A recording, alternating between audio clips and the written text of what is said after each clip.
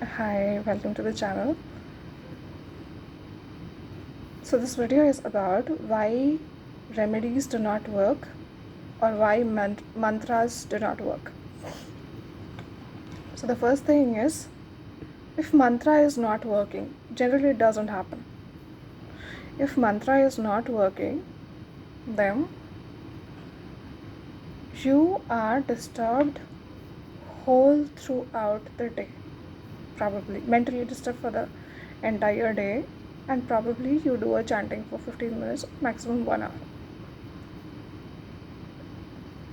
And since you're mentally disturbed, so what you do is you're very likely to abuse people around you in case if you have a malefic in the second house. Okay, so now what is happening is you're doing the hard work for some 15 minutes or 1 hour a day in terms of mantra chanting, and then you are giving out entire energy to people around you. Let's say people are toxic around you or something. Then at least the bare minimum thing which you can do is stop talking. If someone is coming and talking to you, you know very well that the upcoming conversation or subsequent talks are not going to be pleasant. Then avoid the conversation. Don't indulge yourself into some kind of fights and tussles. That's one thing. Second thing, if you are morally corrupt, no amount of puja, no amount of remedies will work. Let's say if you are a womanizer, and if you think that Venus is gonna bless you, not happening. You may be a millionaire, billionaire, or whatever, but when it comes to happiness from that planet, you are certainly going to face troubles in that aspect. If you don't respect your wife or your girlfriend, you don't take care of them, you are spoiling your Venus. If you have like grown up girls around you or something, you can make the significations of the planet accordingly, and you are constantly abusing them for no particular reason. You are ruining your own Venus. Second thing, what saves you in the time of crisis is Jupiter. Wherever it is placed in your chart, remember, you may say it is not helpful or whatever, but Jupiter is only such planet. Even if it is placed in a wrong manner in your chart, it will still have its own blessings. So, never ever disrespect your father or fatherly figures around you. That's one thing. So what happens is, even if your own father, as per your birth chart, is not helpful for you, some person from somewhere will definitely come to your rescue. That's one thing. Likewise, if you have a bad moon, let's say if you have a moon Ketu, a moon Rahu, you have some Amavasya yoga forming, in the birth chart.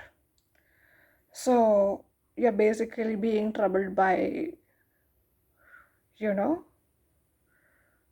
your own mother because of past life deeds.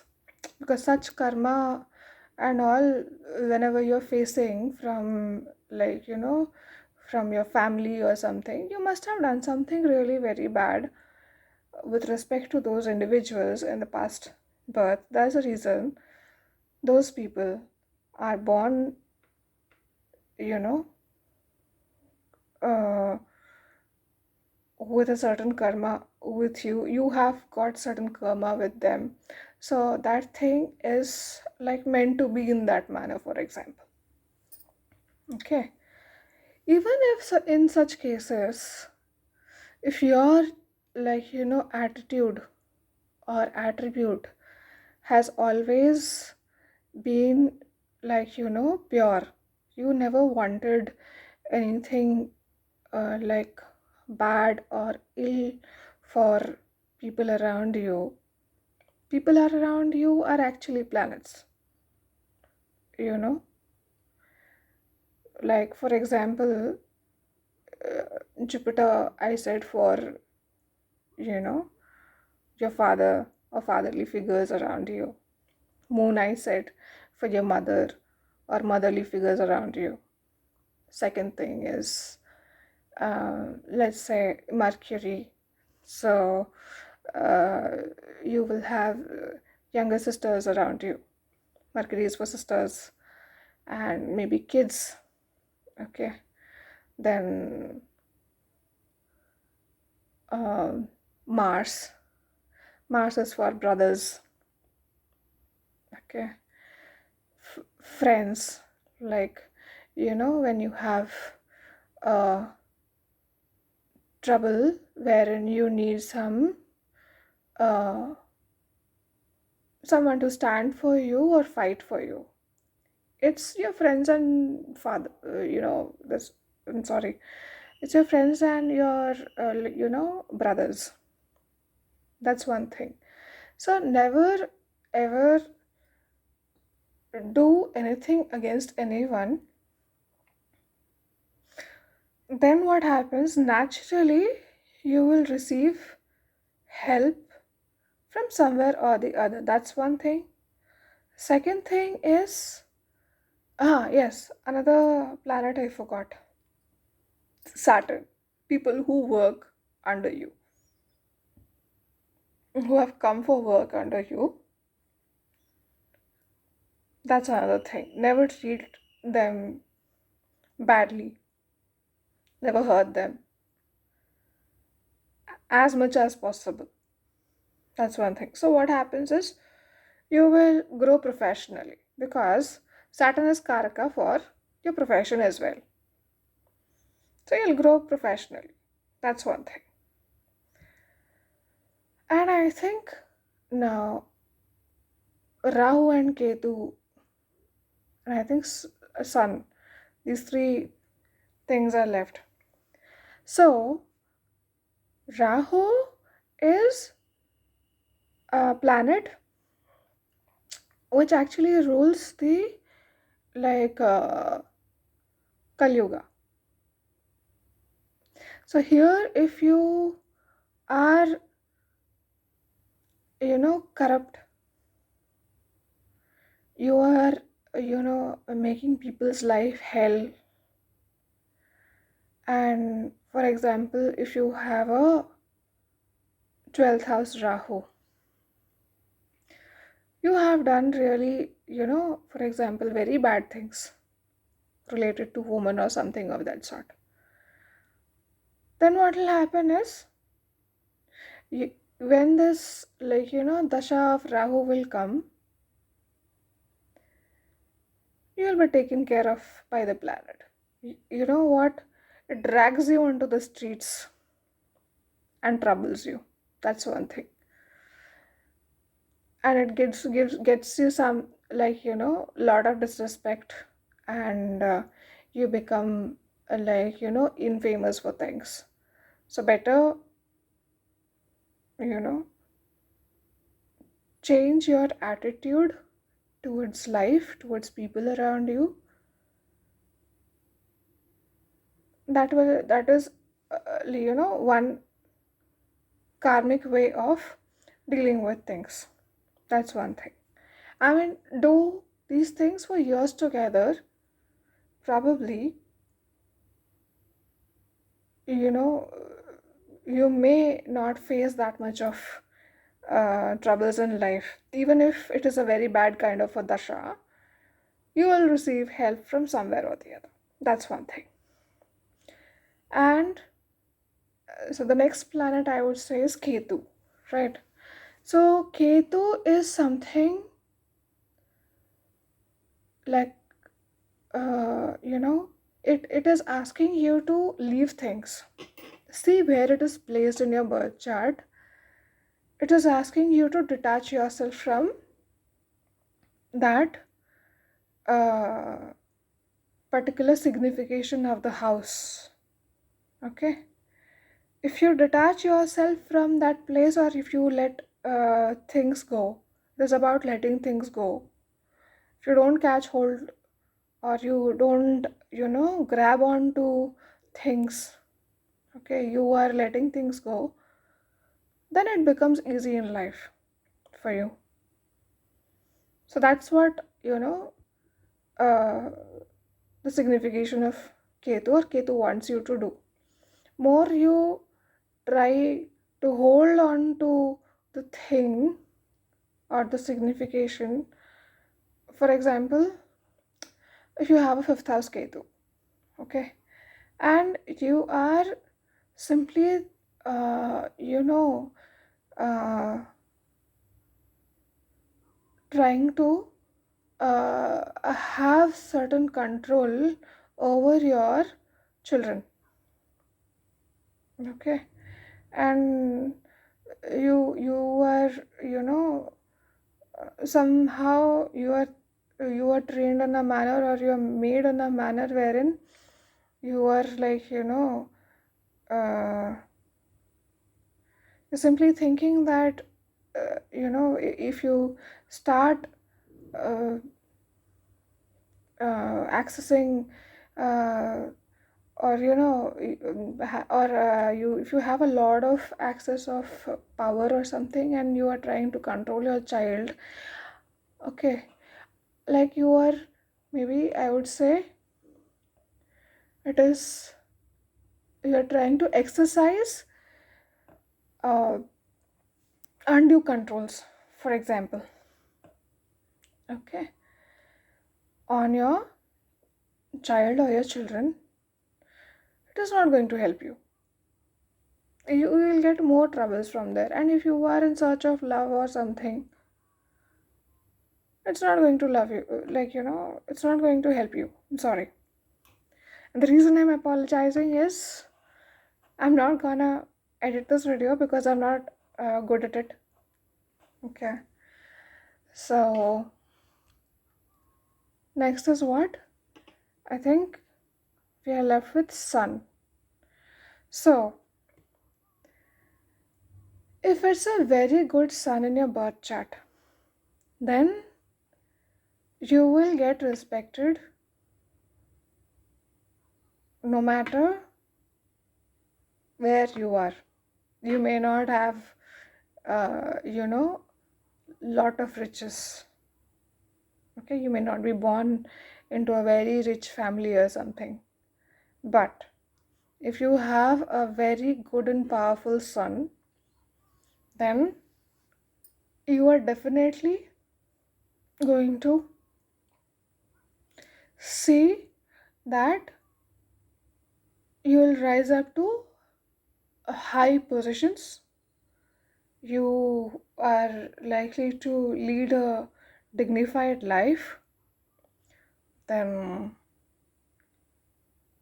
basically, people around you will, or people even who are working under you, will respect you no matter what. Okay, that's something which naturally comes with a strong sun. Okay, that's one thing. But only only trouble which I have seen with, like, uh, very strong sun is that uh, these people will have a lot of ego, which will eventually, you know, get into their married life or get into their relationships, okay, and ruin everything, okay. Because if you put ego into, like, places where it is not needed, like for example, if you are married, there, which energy is needed the most? You need the energy of Venus most, or maybe sometimes Moon also works wonderfully, not a problem. But when you put in, like, ego of Sun, okay, it ruins everything. Okay, that's one thing. Because you can expect love, care, nourishment from Venus. Okay, but if you think that Venus will give you, respect, not happening. Okay, Venus can give you money, not a problem. Your marriage can get you some money. I'm not talking of dowry here or something. Just the event of marriage can get you money. So certain people, when I saw their birth charts, I said, you know, you should be getting married because, you know, uh, you have a very good Venus, and with your marriage, your luck will rise. Okay, so one of them, I would say, knew me. Okay, so he was like, no, no, no, it could be for you that luck will rise after your marriage. Okay, so I said him, I didn't say him anything. I kept quiet because I know the reality of my marriage, right? Okay, if I get married, what would happen to, like, what will happen to me? I know the reality of it. Okay, uh, certain people are supposed to get married. For example, if you have, like, very strong Venus, okay, but for some reason you're not realizing the blessings of the Venus in your birth chart or whatever, and in the Navamsha it is, placed on, let's say, ninth house, okay, then ninth house of Navamsha, and let us say the sign is also really good, okay, or okay kind of a sign also, okay, it is going to, like, help you, right, in terms of marriage or whatever. If you marry, it is going to help you. That's the logic basically. Or if you have well placed Venus and Navamsha, uh, I would say you get married and you don't have afflictions or something like that. In, like, with Venus, you don't have afflictions or something like that, then I would say, you get married, not a problem. It'll help you well. Okay, that's how it is. Okay, what else? I think that's all for this video. Yeah, see you in the next video. Bye bye.